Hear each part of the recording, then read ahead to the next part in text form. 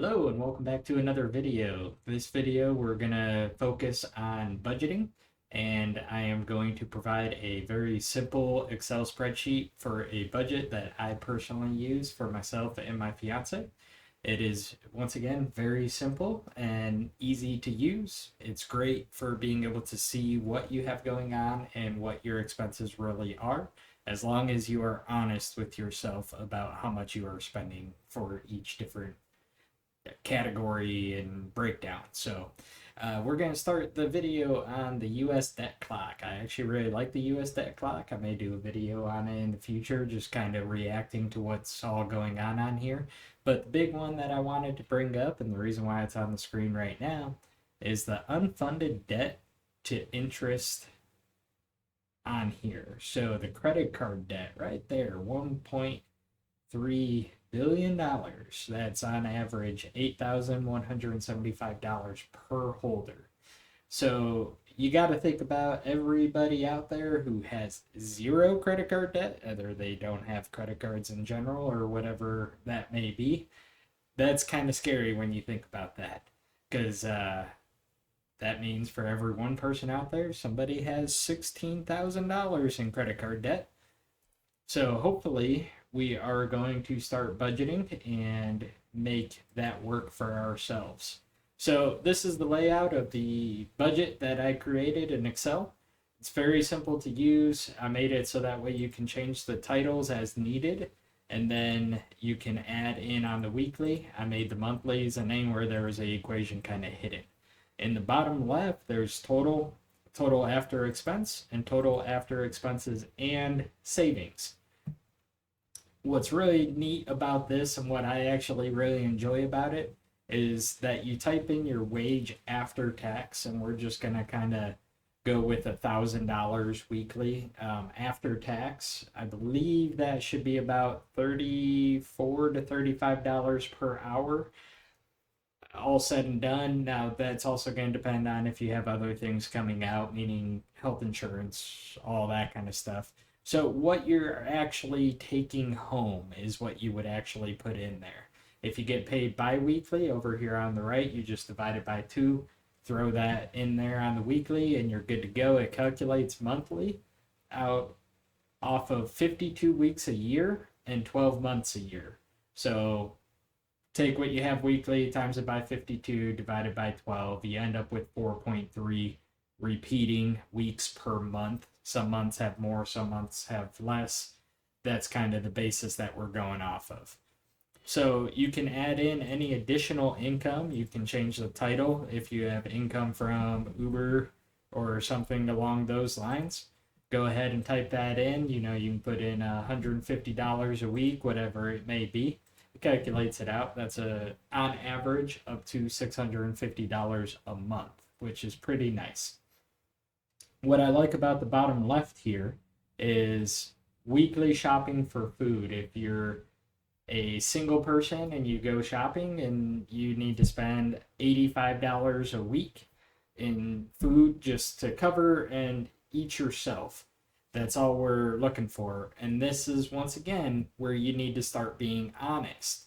Is if you're going out and you're buying steaks, beer, wine, all these additional things, then it may not actually be $85 for you to survive.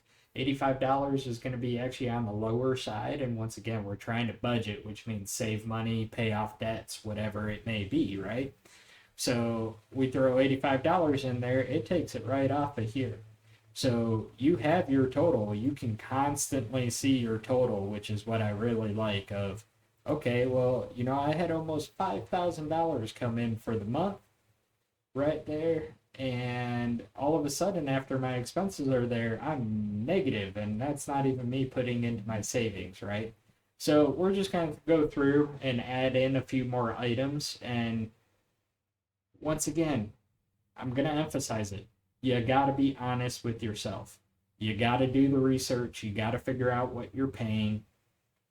Credit cards track transactions, which is a huge plus. So go through your credit card statements. Make sure that you don't have a hidden Netflix in there that you might not know, or Spotify or YouTube Premium, something along those lines. So we're going to go through and we're just going to throw in some what I would think would be about average for somebody if you were trying to save money. 35 for fuel, restaurants.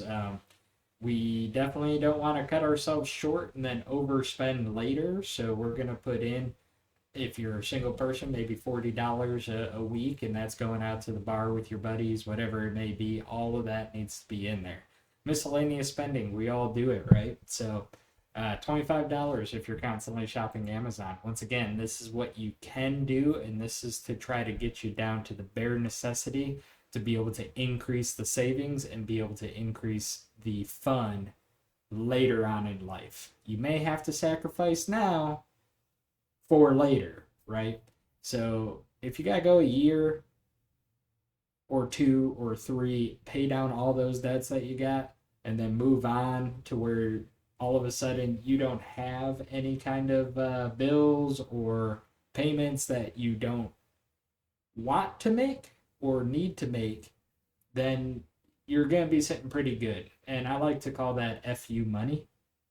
That ends up being most of your income is going to be able to go into savings and retirement accounts and things along those lines, investment accounts, play accounts, going on vacations, things along those lines. But if you don't track your spending, you're never going to be able to get that. And the reason why I call it FU money is you get mad enough at work, you can say FU and you can walk right on out. So that's kind of the idea behind it. Rent, utilities, we're gonna go pretty modest, $13.50, trying to cut back. Once again, utilities, try to keep it around, that $500 to $600. That's also going to be including your internets, your anything you need for that apartment, mortgage. So you need to add in your yearly taxes if it's a mortgage. You got to add in your trash services, things along those lines. Everything counts, right? So I'm going to take a shot in the dark and say about $400 for a single person. Vehicle payment, most people I'm sure have a vehicle payment, whether it's a lease or the actual payment. And you just kind of keep going through here, and once again, it just starts dwindling away after these expenses and how much you have remaining afterwards. So we're going to be, once again, pretty modest. This is not a fancy car by any means, but I have a feeling most people are in between $300 to $500. So we're actually going to be on the lower side of that, and that's going to be $375.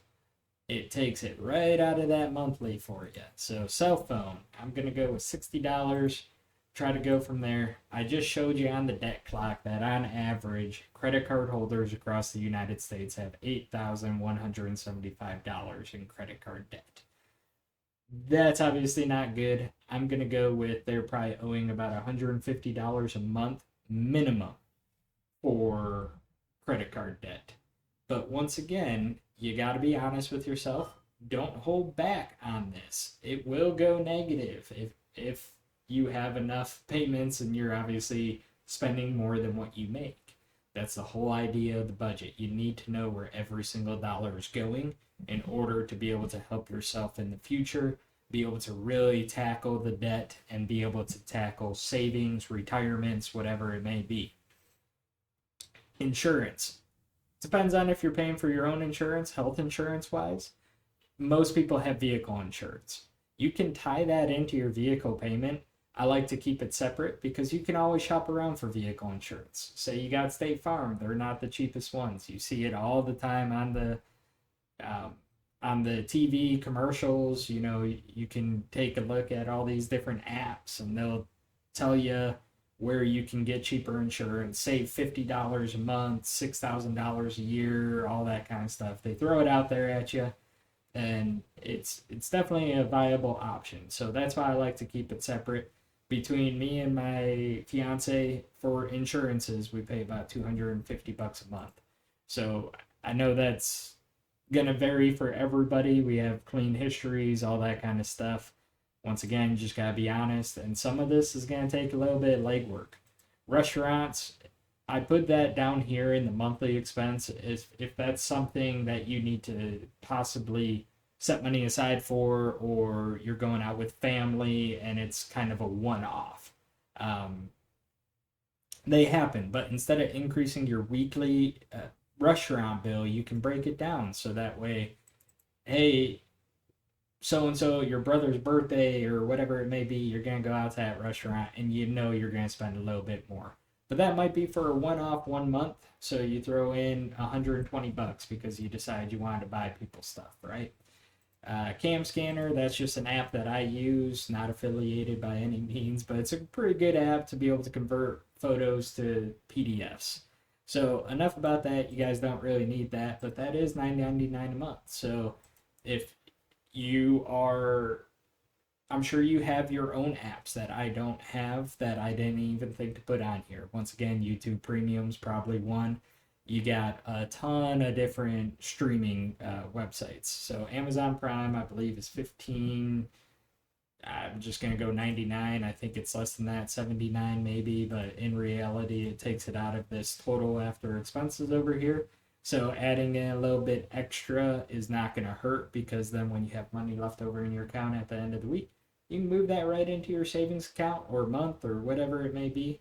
Netflix, I believe, is $12.99 a month still. I'm not quite sure on that.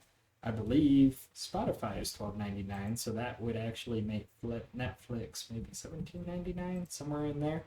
I'm not 100% positive on all these numbers. So per week, after all said and done, if this was your expenses, you have $327.62 left over. You have $1,419.70 a month left over. The reason why I like doing it weekly is because then it starts to break it down into terms and things that we can more understand. When you're talking about a month of, oh, I still got 3 paychecks coming up, I'm good, or I got another paycheck coming up, I can cover it with that. That's not necessarily how that works. But when you break it down to a much smaller time frame, it makes it much easier for you to be able to comprehend of, I'm spending too much, and that's okay. That's why you're doing the budget. You're learning what you are actually spending. So you come over here, everybody should have an emergency fund. That should be one of the first things that you're stocking. So we're going to end up, you got $327.62. So if you have an extra credit card on there, you can throw in another $150 a month because you have 2 credit cards. So you can put in $150 into an emergency fund and you're still net positive. And when I put in the $150, that's going to be the difference in here between the total after expenses and the total after expenses and savings. So after this green total or green bar here. So $143.01. You can either use that to pay down debt, you can use that to build into investment portfolios, savings, get your savings up a little bit. I'm going to have another video coming out this week, and it's going to be the master monthly budget, but it's going to be putting in the United States averages. So that way you have something to compare to. Now, when you download this, it's going to be blank. It's not going to be with all these mishap numbers in here that I just kind of threw together. It is going to be blank, and you got to just start it yourself. Once you start putting the totals in there, save yourself a copy, and anytime something changes or you want to figure out, okay, I need to start saving for a new car, come over here in the accounts and the saving and put in new car fund and open up a separate savings account or whatever it may be and start throwing money in there.